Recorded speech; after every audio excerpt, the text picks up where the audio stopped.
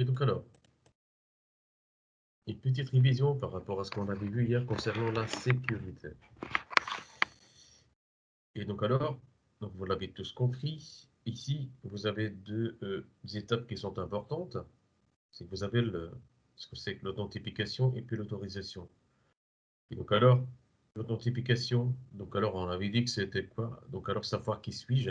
Et l'autorisation, c'est savoir si j'ai le droit ou pas à accéder à telle ou telle ressource. Donc alors, diagramme d'activité, je vais sur la page d'accueil d'un site web. Donc je m'authentifie euh, sur comment dire, donc le framework Spring Security. Donc alors via cette page de login, j'ai un best case et deux alternate cases. Donc alors soit alors je suis authentifié et autorisé, j'accède à la zone sécurisée ici. Soit alors je me suis trompé dans mon login et dans mon mot de passe, je vais réintroduire mes informations de connexion. Et donc alors tout se fait via un check avec ce système de check de Spring Security. Et donc alors implémenter un tel service en fait a été tellement rencontré dans le passé qu'à un moment donné, on l'a préprogrammé et il faut simplement l'activer. Et bien sûr, il faut savoir le configurer. Mettre en place un système comme celui-là, ça prend des semaines et des semaines et des semaines. Et j'en ai assisté et vous assure que ce n'est pas évident. Vous avez de la chance en fait que vous avez en fait voilà des frameworks qui ont été prouvés, qui vous facilitent la tâche. Mais cela ne dit pas que voilà, je peux sécuriser un système de sécurité en se basant sur des solutions existantes et que je suis le meilleur. Non. Donc ça, c'est le symptôme du développeur junior, c'est qu'en fait, il va jouer avec un framework qui lui permet de faire beaucoup de choses. Il va faire une application géniale, le client est content et l'employeur va se dire j'ai trouvé l'élu. Mais ce n'est pas vrai, c'est une fausse impression. Parce que la vraie galère va commencer quand le client commence à demander des besoins spécifiques. Quand il va commencer à demander des besoins spécifiques.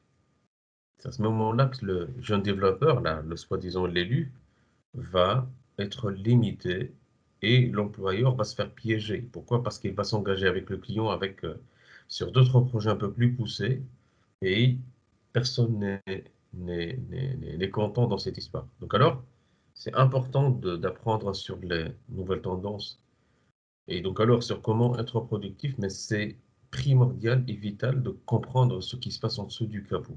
D'accord? Pour ça qu'il faut comprendre alors donc ces notions, voilà, tout est lié, il faut comprendre un peu comment fonctionnent les algorithmes de cryptage, mais on ne va pas se faire les experts. Donc ici, non. Ici, on est quand même orienté résultat, donc on doit sortir avec quelque chose de fonctionnel, mais comprenons au moins les grandes lignes et comprenons comment ça marche. Si vous êtes recruté en tant que développeur back-end et qu'on vous affecte donc des tâches plus sécurité qu'autre chose, c'est à ce moment-là, et ce n'est qu'à ce moment-là, que vous allez creuser, vous allez vous investir dans des livres pour le projet X en fait. Et pour vous et pour votre expérience sur le marché de l'emploi, et pour, voilà, donc pour imposer des salaires un peu plus élevés.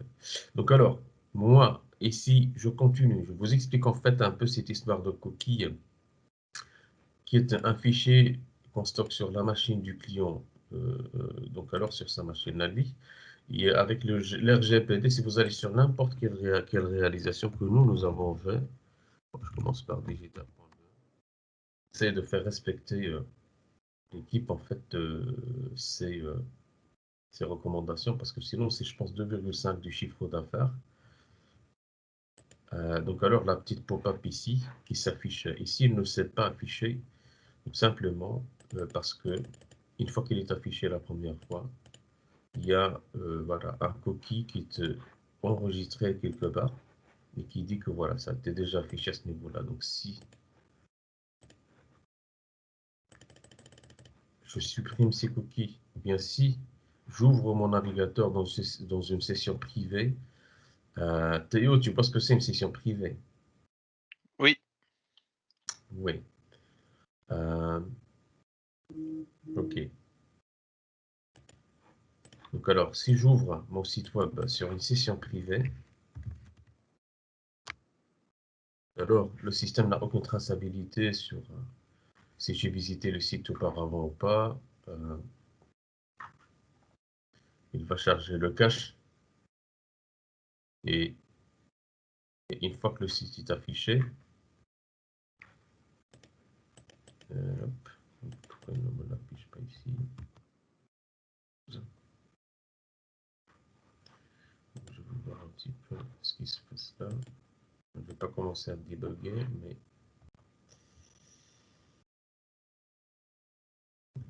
cross-origin, la fameuse erreur cross-origin. Donc, petite parenthèse, si par exemple là, je voulais vous montrer quelque chose, mais il ne s'est pas affiché. Ce n'est pas donc pour moi une raison de paniquer ou bien d'être perturbé. Donc c'est quelque chose qui arrive et qui pourrait arriver. Simplement, comment vous allez gérer la situation? Petit exemple, j'avais développé une solution pour l'évaluation du personnel à l'ONS, ça s'appelle l'Office national de l'enfance. Et donc alors, lors de la présentation, il y avait 6 contacts en fait du client final avec mon chef de projet et moi j'étais développeur là. On est allé, donc je suis allé présenter l'application et j'ai commencé, en fait, j'ai lancé donc la démonstration et j'avais une pop-up, une modèle, donc alors qui dit que votre version de framework est piratée, veuillez acheter la licence en fait, acheter une licence. Or, on travaille avec DevExpress et on avait bien la licence en fait de ce framework. Et donc alors, je ne sais pas ce qui s'est passé, ça a déconné. Et donc alors, voilà, moi, en tant que développeur débutant junior, j'étais vraiment très mal dans ma peau. Donc alors, mon chef de projet, en fait, il me regarde et puis il fait un sourire comme ça, quoi. Et puis les clients regardent aussi. Puis on avait à un moment donné, on a piqué un fou rire tous, hein. Euh, et donc alors, oui, on avait la licence. C'était avec le ministère de l'Intérieur. On n'allait pas aller pirater une version. C'était une boîte qui comptait plus que 1700 collaborateurs. Mais ça arrive, ce genre d'anecdote, en fait, donc ça peut arriver. Simplement, vous maîtrisez la situation, vous la retournez dans le sens positif, en fait, de l'humour ou bien de... Vous voyez, il y a 36 000 façons de gérer ce genre de situation. Bon, je ferme la parenthèse. Ce que je vous raconte là maintenant, ce n'est pas une perte de temps. Ce que je vous raconte, c'est très important de le partager avec vous. Il n'y a pas que le technique, en fait, il y a aussi des cas comme ça qui arrivent. Et donc alors, voilà. Donc alors, je continue. Donc, si je vais sur un autre, apps. Donc alors, apparemment, le certificat ici a expiré. Vers un point B. Euh, alors,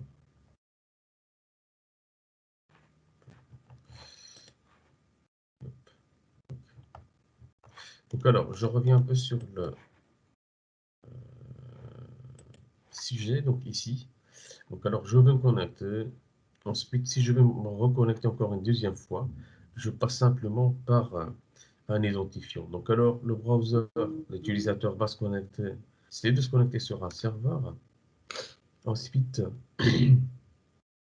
on va stocker cette session on va la garder à live, dans la mémoire du serveur, et on va créer un identifiant qu'on va stocker ici, et on va envoyer au client. Donc alors, quand le client va se connecter une deuxième fois, eh bien, pas besoin d'introduire son login et son mot de passe parce que le fait de se connecter de sa machine à lui est suffisant pour nous de savoir que c'est la bonne personne. D'abord, c'est lui qui devait se connecter avec, je ne sais pas moi, ses empreintes digitales ou peu importe. Ensuite, le fait d'accéder à cette machine, que ce soit lui ou quelqu'un d'autre, pour nous, on donne accès. Voilà. C'est un compromis avec le client. Il doit comprendre que voilà, il peut le faire. Lui, il a le confort de ne pas devoir chaque fois taper son login et son mot de passe. Euh, et voilà, et nous, bah, simplement, on gère ce confort en tant que prestataire. Donc alors, ici, pratique, pratique, pratique. Ça va? Je ne sais pas si vous l'avez remarqué, vraiment, J'évite en fait la théorie. Trop de théorie tue l'apprentissage. Je suis trop dans la pratique. Voilà, donc ici, vous installez alors ce starter qui va vous permettre de gérer des semaines et des semaines de travail. Ensuite, je vous ai expliqué ici alors comment ça marche. Vous, je vous ai préparé en amont donc pour cette partie. Donc alors vous avez déjà installé l'entité utilisateur, celle-là. Vous avez déjà implémenté les champs que Spring Sécurité a besoin en amont. Pourquoi? Parce que l'analyste fonctionnel ou bien le product owner vous a dit que dans la documentation, il faudrait que je vous montre en fait deux exemples concrets pour vous montrer la bonne approche et la mauvaise approche en tant qu'analyste fonctionnel. Donc la documentation d'un analyste fonctionnel. Euh, je vais voir si je pourrais préparer ça. Donc alors on a implémenté le password, username is enabled. Et alors, c'est maintenant qu'on va les utiliser. Donc alors, vous avez l'entité ici, vous avez le user details ici qui fait partie de Spring Sécurité. Donc vous avez l'utilisateur ici, vous avez l'entité, IBAM ici, ça c'est votre checklist. Vous implémentez ces trois propriétés et vous implémentez alors donc user details. Le fait d'implémenter user details va donner à votre entité utilisateur des super pouvoirs. Donc alors deux choses, vous avez l'entité d'un côté et vous avez le service d'un autre. Donc alors l'entité, vous implémentez user details et utilisateur service, l'interface utilisateur service étant l'interface user details service. Donc, user details avec S, user detail service. C'est un petit peu par cœur ici. Étendre user details service va vous obliger d'implémenter la seule et unique méthode de cette interface qui est load user by username. Load user by username, alors je reviens ici, utilisateur va implémenter user details. Ce qui va vous obliger de quoi? D'implémenter donc password is enabled et username qui est login ici.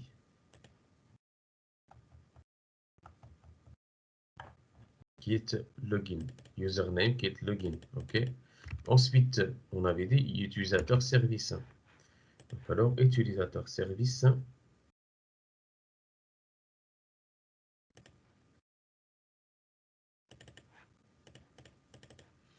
Donc alors, utilisateur service. Donc là, vous implémentez. Donc alors, vous étendez l'interface utilisateur des tests service qui fait partie du framework. Vous le voyez là. Et je vais devoir ajouter la signature de cette méthode. Ensuite, l'implémenter donc dans load user by username. OK, je vais sur utilisateur service ample. Petite astuce.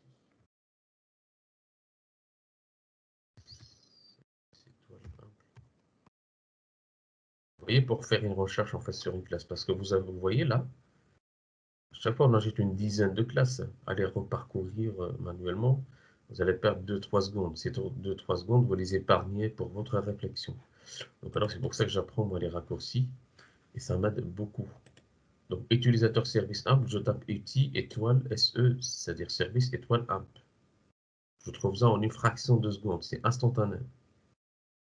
D'accord? Donc ici, voilà, elle est allée directement sur la bonne classe. Et alors ici, on avait dit qu'on implémente l'interface utilisateur-service, ce qui va nous obliger d'implémenter la méthode load user by username. Et donc alors ici, je vous ai expliqué qu'on va aller chercher l'utilisateur à partir de son login avec le find by login, ce que vous avez implémenté lors de l'implémentation de la couche repository. On récupère une entité, c'est utilisateur, et on retourne quoi? On retourne un objet de type user. User, c'est quoi? C'est une entité qui fait partie du framework Spring. Framework, là, avec un constructeur en passant simplement le username et le password et l'autorité. Voilà, je vais pouvoir créer cette entité de Spring utilisateur. Au-delà de ça, vous pouvez accéder à la documentation, mais pour moi, ça ne m'intéresse pas. Donc simplement parce que je n'ai pas envie de maîtriser le fonctionnement du moteur pour me déplacer. Soyez pragmatique par rapport à ça. Faites-le quand vous êtes en vacances. D'accord?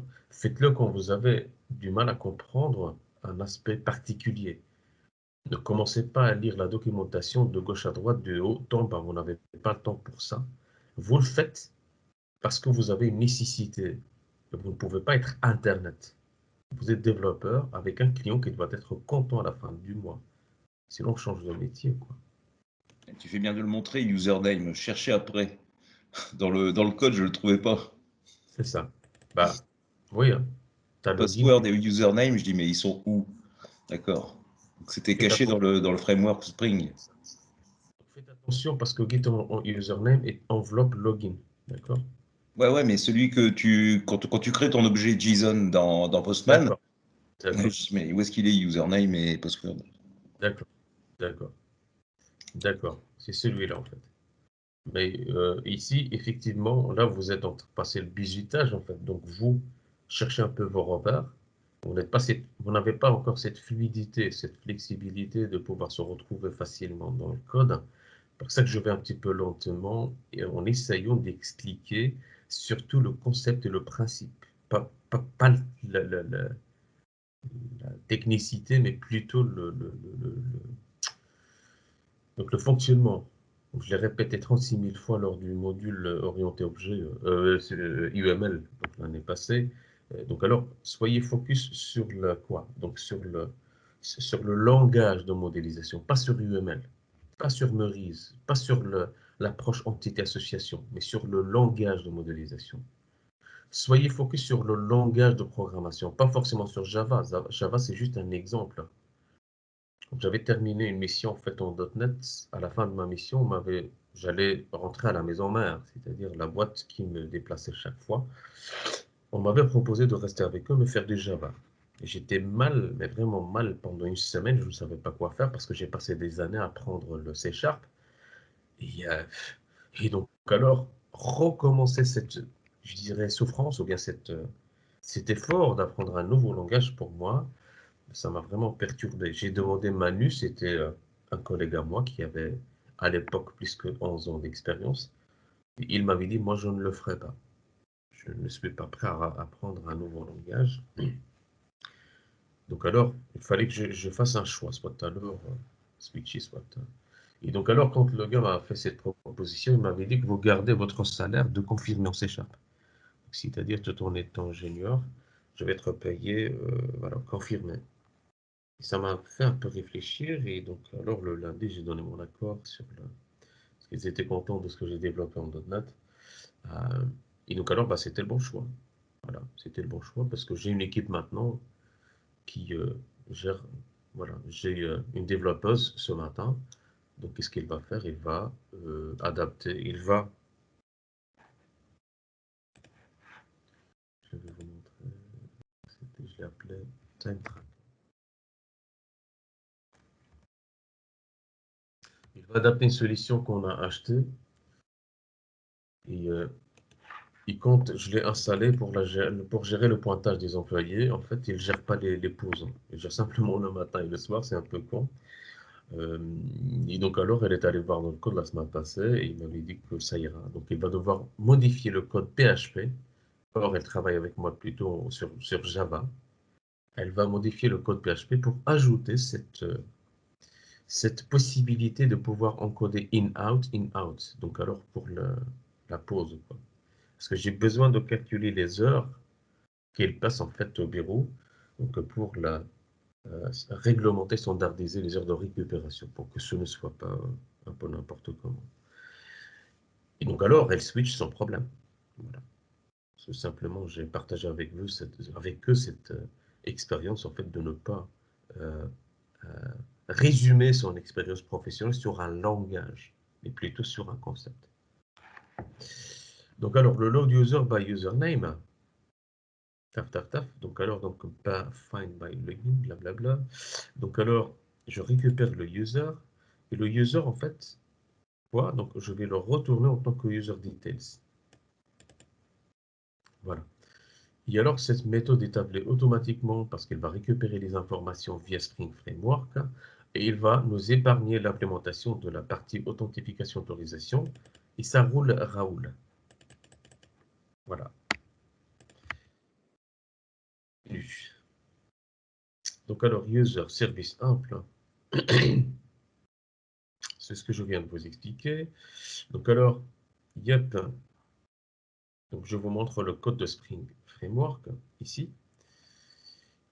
Ensuite, vous avez la méthode que je viens de vous montrer ici. Ensuite, encore une explication par rapport à l'entité. Ensuite, barre de cryptage du mot de passe. Donc le cryptage du mot de passe. Donc alors, utilisateur service simple. C'est à quel moment j'ai besoin de crypter mon mot de passe à Mira? À quel moment? D'accord, c'est à quel moment? Donc Hein? alors, j'ai un utilisateur que je vais sauvegarder dans ma base de données. Il va introduire son login, son mot de passe, sa fiche signalétique. C'est à quel moment je vais devoir... Oui, Après qu'il clique sur le bouton. Après le clic sur le bouton. donc alors, c'est après qu'il va cliquer sur quel bouton? Enregistré. Enregistrer. D'accord. Et concrètement, donc au développeur, donc c'est dans quelle fonction, dans quelle classe? C'est pas l'authentification? Non, en fait, on est dans la phase de l'inscription d'un nouveau utilisateur. D'accord. Moi, je me suis authentifié, par exemple, en tant que manager, et j'encode un client.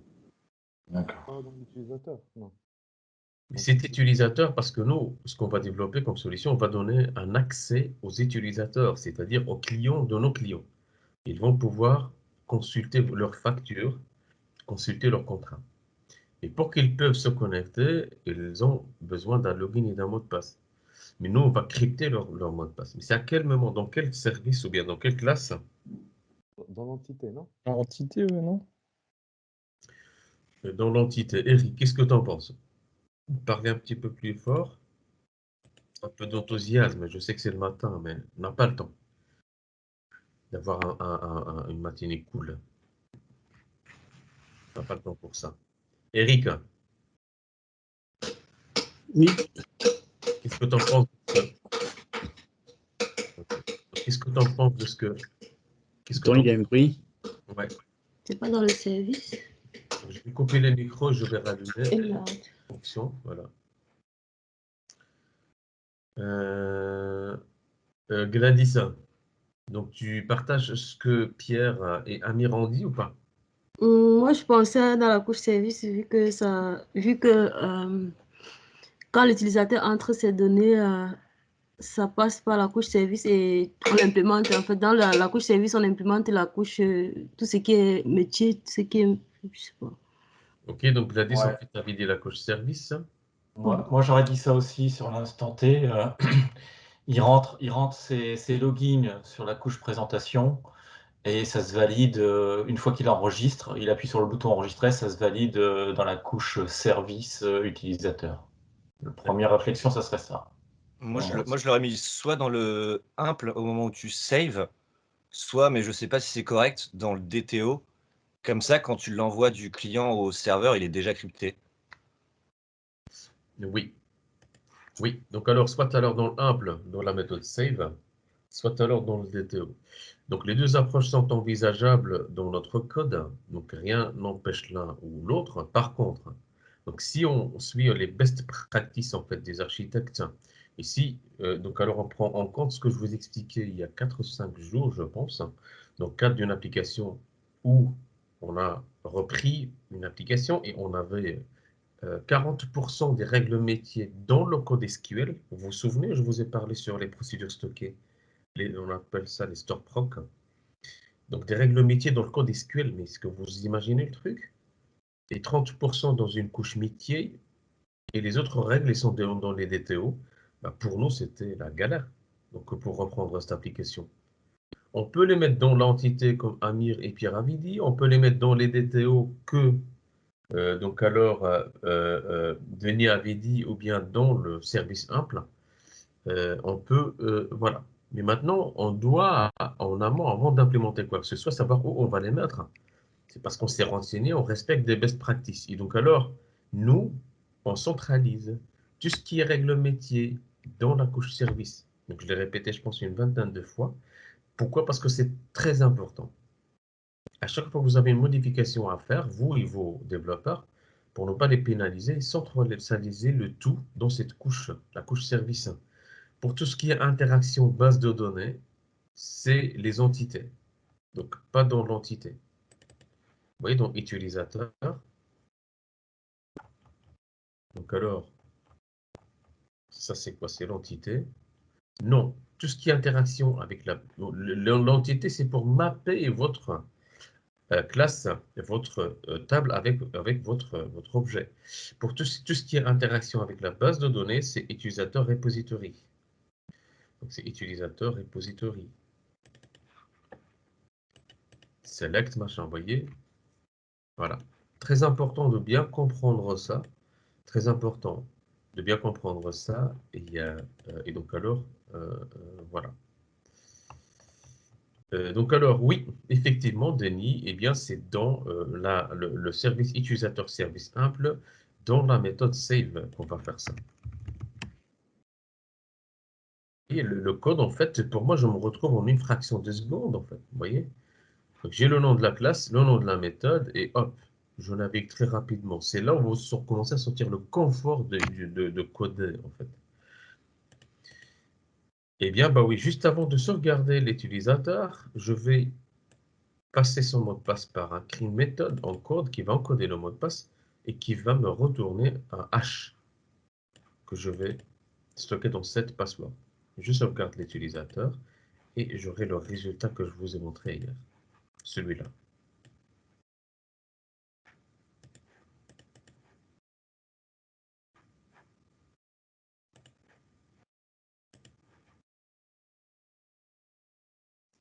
Et Voilà. Mounir, vu que tu as une classe security utils, tu peux pas mettre tout ce qui est lié de près ou de loin au cryptage là-dedans? Genre pour centraliser tous tes outils et après juste l'appeler dans ta méthode save? Oui, donc si je vais faire ma propre implémentation, donc ici effectivement on reviendra sur ces méthodes. Donc alors ces méthodes ont été encodées pour nous simplifier la vie par après. Donc c'est ce code d'encodage, c'est moi qui va le faire et que ça va prendre des lignes et des lignes et des lignes de code. Je mettrai ça dans Security Utils. Or, moi, mon implémentation ici, je passe par le framework Spring Sécurité et par l'algorithme de cryptage. Et alors, c'était où? Ouais. Donc, et c'est juste une ligne de code en fait. Ouais, ok. Je n'ai pas besoin de la mettre en fait ici.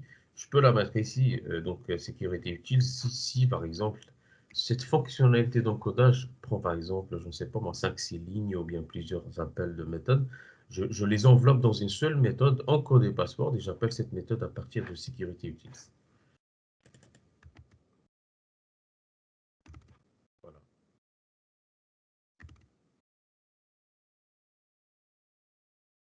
Ensuite, je vous ai parlé sur security config. Alors, histoire de paramétrer à sécurité config. Donc alors, histoire de paramétrer donc cette sécurité, et donc alors, voilà, donc ici, ce n'est pas compliqué, ici, donc je vais voir, non, pas sécurité service,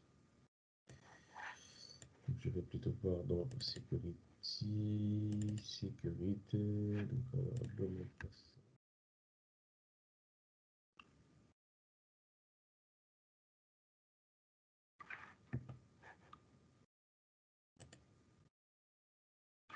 Oui, donc alors, vous avez le security config. Security config.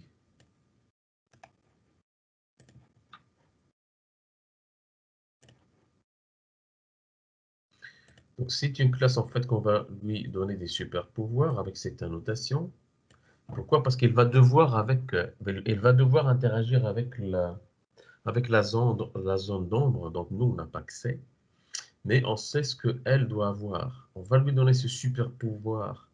Donc, pour nous simplifier la vie et pour nous permettre de désigner les URL qui vont être protégées, les URL qui ne le seront pas, et plein d'autres petits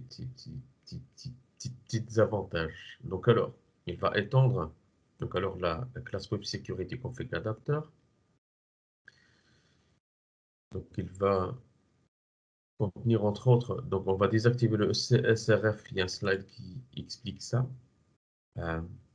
Et on va entre autres spécifier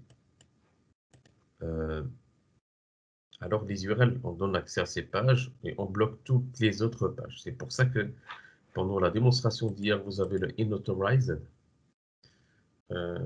D'accord. Donc alors quand on va se loguer, pour se connecter, on doit taper cette URL.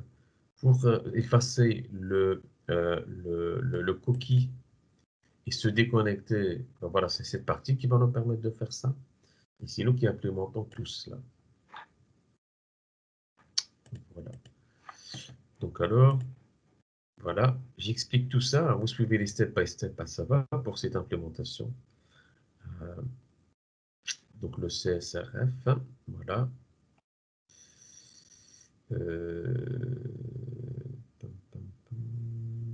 Donc l'ajout d'un utilisateur. Donc ici, c'est pour la méthode, pour la démonstration qu'on a ajouté cet utilisateur. Ensuite, pour la démonstration, voilà, je vous ai montré ça. Je vais la rejouer encore une fois. Donc ici, je suis donc déconnecté. Est-ce que mon application est lancée ou pas?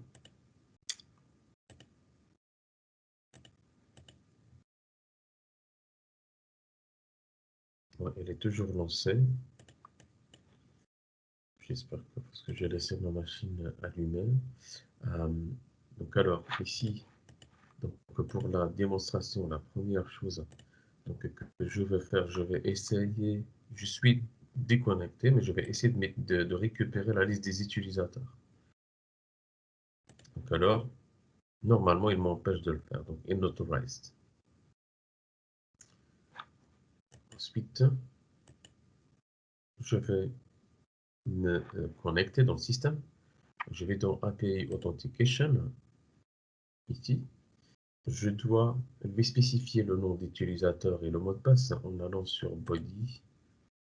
Ensuite, username, password, post, ouais, post. Ensuite, je clique sur Send.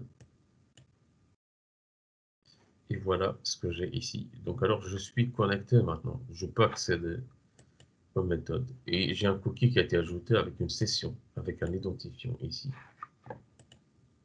Donc, si maintenant, je vais aller chercher la liste des utilisateurs ici, puis que je suis connecté.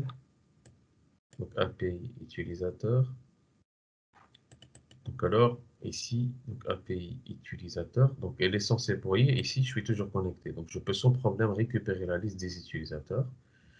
Et donc alors, si ensuite je me déconnecte, il va effacer le cookie, il va me déconnecter.